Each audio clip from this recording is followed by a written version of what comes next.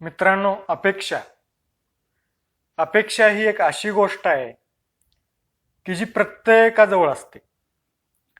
म्हणजे अगदी आपलं जर उदाहरण घेतलं तर आपल्याकडून स्वतःकडून काही अपेक्षा असतात.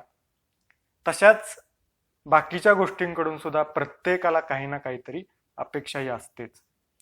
म्हणजे नवऱ्याला बायकोकडून काही अपेक्षा असतात, बायकोला नवऱ्याकडून काही अपेक्षा असतात, वडिलांना मुलांकडून, मुलाला आई वडिलांकडून, शिक्षकाला विद्यार्थ्याकडून काही अपेक्षा असते, विद्यार्थ्याला शिक्षकाकडून अपेक्षा असतात, जनतेला सरकारकडून, नेत्यांना जनतेकडून, कार्यकर्त्यांना नेत्याकडून, नेत्यांना पक्षाकडून, प्रत्येकाला काही ना काही अपेक्षा असते. अहो, साधा आपण शेतामध्ये काही केलं तर त्या पिकाकडून सुद्धा आपल्याला काहीतरी अपेक्षा असते. आपल्या घरात एखादं दूध देणारं जनावर असेल, त्या जनावराकडून सुद्धा आपल्याला अपेक्षा असतात. अहो, हे सोडूनच द्या, एखादं पाळलेलं कुत्रं असेल, त्या कुत्र्याकडून सुद्धा आपण काही ना काही अपेक्षा करत असतो. म्हणजे बाबा आपलं खाऊन आपल्याच घराची राखण करावी, ही साधी का होईना आपण त्याच्याकडून अपेक्षा ठेवलेली असते. अशी कुठलीच गोष्ट नाही की ज्याच्याकडून माणूस काही ना काही अपेक्षा ठेवत नाही, अशी या जगात मला वाटते कोणतीच गोष्ट नसेल. आणि जीवन म्हणजे काय हो? जीवन म्हणजे काय? या अपेक्षांचं ओझं.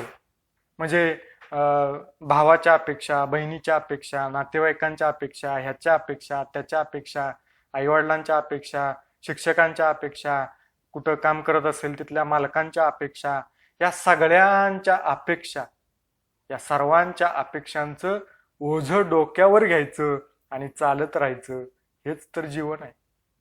आणि मित्रांनो, हे ओझं, डोक्यावरचं ओझं तुम्ही कितीही चाला, अगदी मरेपर्यंत हे ओझं जसंच्या तसंच राहतं. म्हणजे हे जीवन म्हणजे काय? अपेक्षांचं ओझं आहे. आणि माणूस आयुष्यभर काय करत असतो? ह्याच्या अपेक्षा, त्याच्या अपेक्षा, स्वतःच्या अपेक्षा, सर्वांच्या अपेक्षा पूर्ण करण्याच्या मागे लागलेला असतो. म्हणजे बायकोच्या अपेक्षा असते, बाबा साडी आणावी, मग त्या साडीसाठी पैसे कमावे लागतील, मग पैसे कमवतो, साडी आणतो, अपेक्षा पूर्ण, मग बायको पुढची अपेक्षा ठेवते. ठीक आहे. म्हणजे एक अपेक्षा पूर्ण झाली की आपल्या माग त्या ओझ्यामध्ये दुसरी काहीतरी अपेक्षा येऊन ऍड झालेली असते, म्हणजे वाढलेली असते. म्हणजे थोडक्यात या अपेक्षांचं ओझं मरेपर्यंत कोणाच्याही डोक्यावरचं काही खाली उतरत नाही. प्रत्येकाच्या डोक्यावर या अपेक्षेचं ओझं जसंच्या तसं राहतं.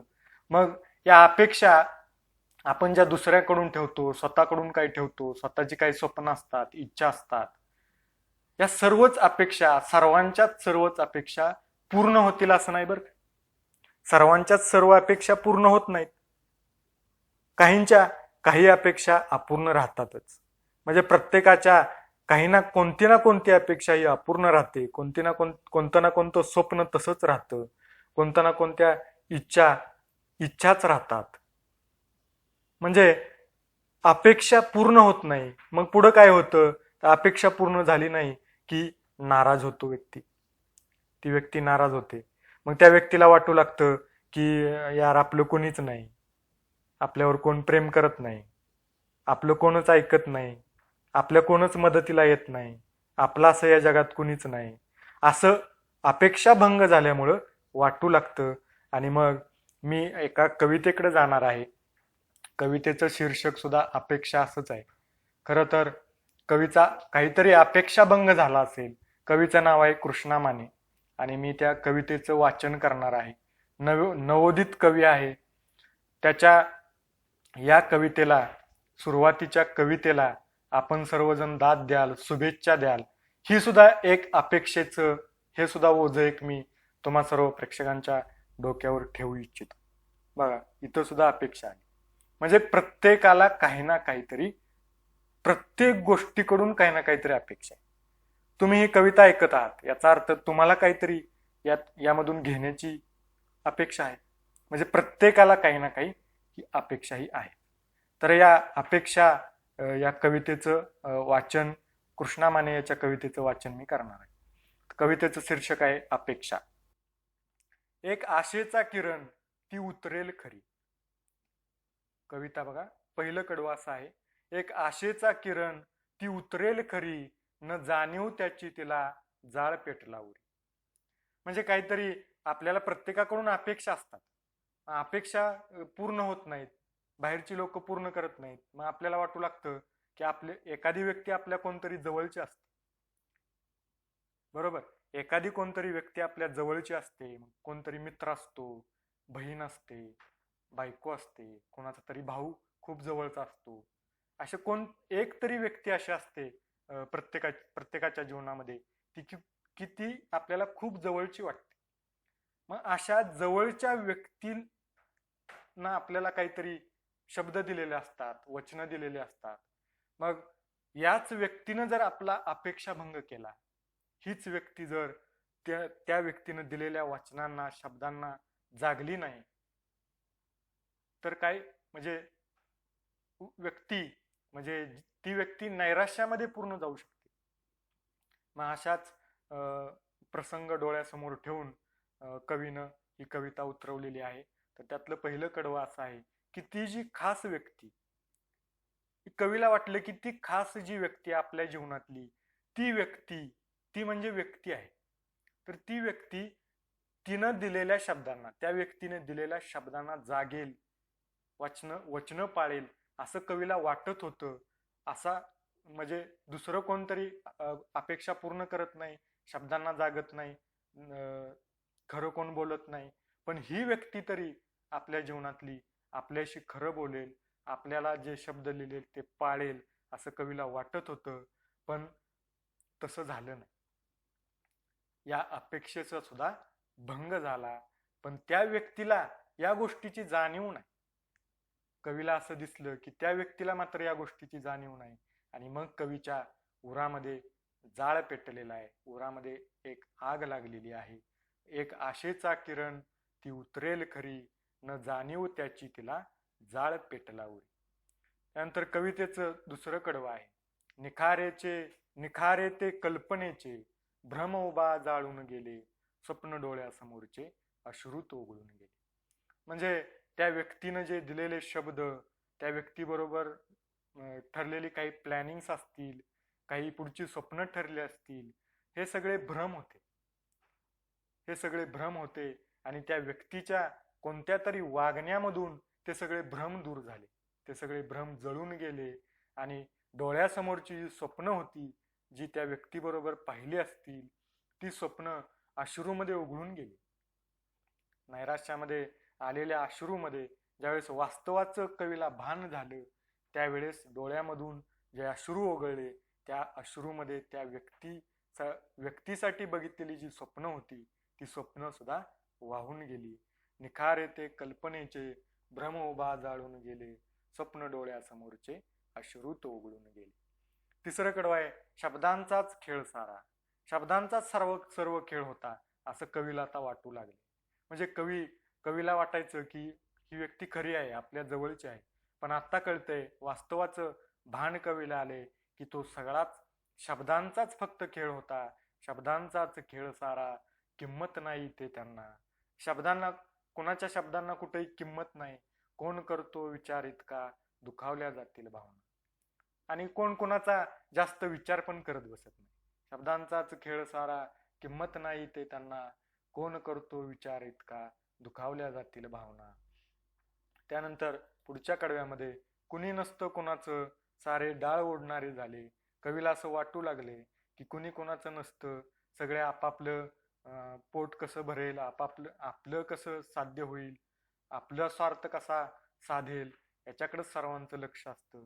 कुणी नसतं कोणाचं, सारे डाळ ओढणारे झाले, झाली कित्येकदा उपेक्षा, डोळे डबडबून आले. ही त्या व्यक्तीकडून झालेली उपेक्षा, अनेक व्यक्तींकडून झालेली उपेक्षा, त्यामुळं डोळे डबडबून आले. पण सांगणार इथे कोणाला, कोण जातो इतका खोल. पण इथं सांगायचं कोणाला?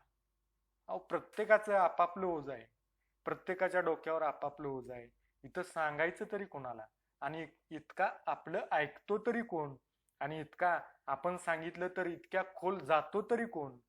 म्हणून पण सांगणार इथे कोणाला, कोण जातो इतका खोल, राहिल्या जरी इच्छा पूर्ण, तूच तुझा सावर तोल.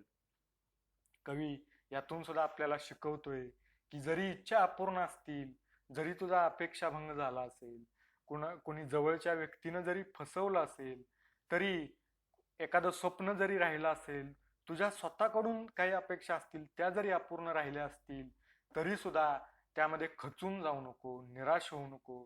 तूच तुझा सावर तोल भाऊ. तुला तू पडला तर उचलायला कुणी येणार नाही. तू मनानं खाली पडलास तर तुझं मन मोठं करायला कुणी येणार नाही. सगळे बघून जातील बाबा काय चाललंय काय नाही, आणि आतून खुश होतील, बाबा माझ्यापेक्षा हा दुःखात आहे. आपलं कसं असतं, पुढचा आपल्यापेक्षा चांगला जर त्याचं व्हायला लागलं की बघवत नाही. मग आपल्यापेक्षा आपल्याला जी भेटतायत माणसं ते आपल्याला कशी लागतात, आपल्यापेक्षा थोडं एखादं दुःख जास्त पाहिजे त्याला, अशी लोक आपल्याला चांगली वाटतात. त्यांच्याशी आपण चांगलं चांगलं बोलतो. पण एखादा आपली 5 दुःख आहेत आणि समोरच्याला 4च दुःख आहेत, त्या व्यक्तीचं आपल्याला कधी बरं वाटत. आपल्याला काय लागतं, आपल्याकडे 5 आहेत तर समोरच्याकडे 6 पाहिजे, मग ती व्यक्ती आपल्यासाठी चांगली. तर लोक तुझ्याकडे याच नजरेने बघतील. म्हणजे तोंडावर तुझी जशी याच्या आधी फसगत झालेली आहे, तशी इथून पुढं फसगत झाल्यामुळं तू ज्या नैराश्यामध्ये गेलेला आहे, त्या नैराश्यामध्ये तुला जी लोक भेटतील ती सुद्धा काही अंशी अशीच असतील. म्हणजे समोर तुझं सांत्वन करतील, तुला मदतीची आश्वासनं देतील, भिऊ नकोस मी आहे असं म्हणतील.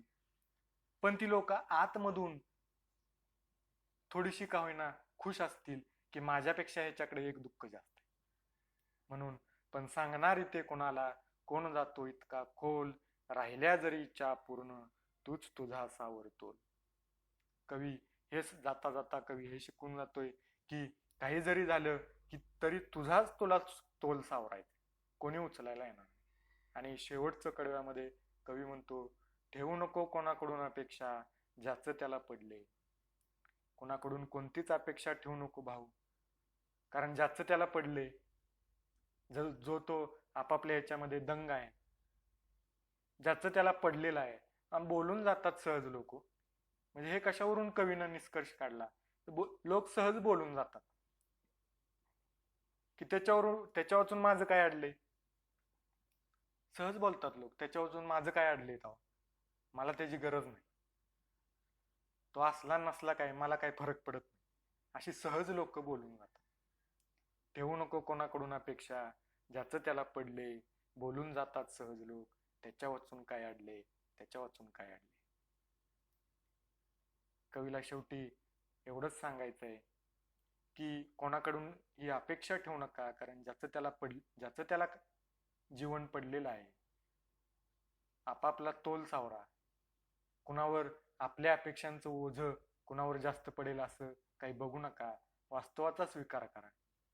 वास्तवाचा जर स्वीकार केला तर तुम्ही त्या नैराश्यामधून, अपेक्षाभंगाच्या नैराश्यामधून बाहेर पडू शकता.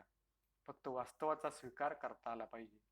समोरच्या व्यक्तींचा जसाच्या तसा जर स्वीकार केला तर त्या अपेक्षाभंग झालाय असं सुद्धा वाटणार नाही. आणि अपेक्षा ह्या शेवटी नाराजच करत असतात. कारण आपल्याकडून ज्यांनी अपेक्षा ठेवलेल्या आहेत त्यांच्या आपण किती पूर्ण करतो याच्यावरून आपण ठरवलं पाहिजे की आपण दुसऱ्यांकडून किती अपेक्षा ठेवायची. तर ही कृष्णा माने याची एक सुंदर कविता होती. अपेक्षा कवितेचं नाव होतं. तर आपणा सर्वांना ही कविता आवडली असेल तर शुभेच्छा द्या या नवोदित कवीला. आपण सर्वांनी कमेंट बॉक्सच्या माध्यमातून सर्वांनी शुभेच्छा द्या, दाद द्या आणि जास्तीत जास्त लोकांपर्यंत ही कविता पोचवा. धन्यवाद.